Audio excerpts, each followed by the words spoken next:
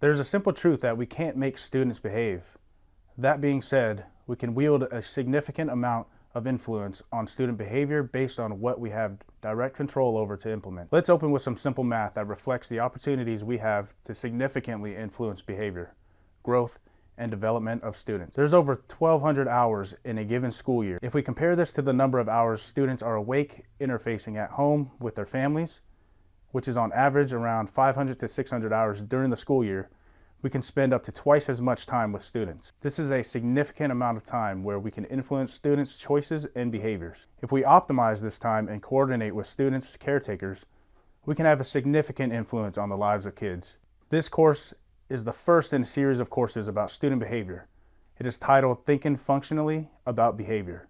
Over the course of the next 15 modules, our goal is to develop a deep understanding of how to think functionally about student behavior by understanding that all behavior serves a purpose, and how knowing the purpose underlying student behavior allows us to identify strategies that are under our control to influence student behavior in more positive and productive ways.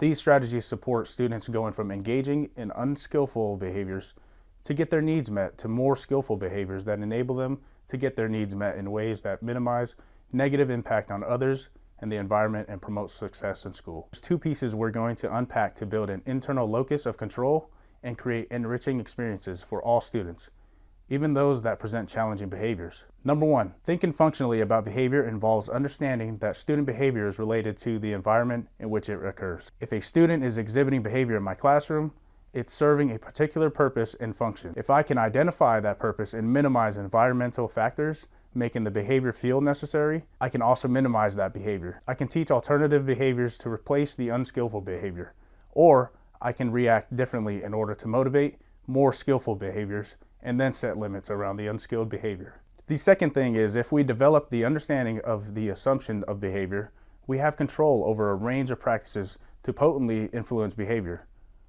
We're going to build collective confidence and competence because we'll introduce a range of practices that we can put in place proactively. Next, we're going to actually dive into what we call the science of behavior and understand the model through which we can understand and think functionally about behavior. Having a good grasp on the science of student behavior isn't one more thing on our plates, it is the plate.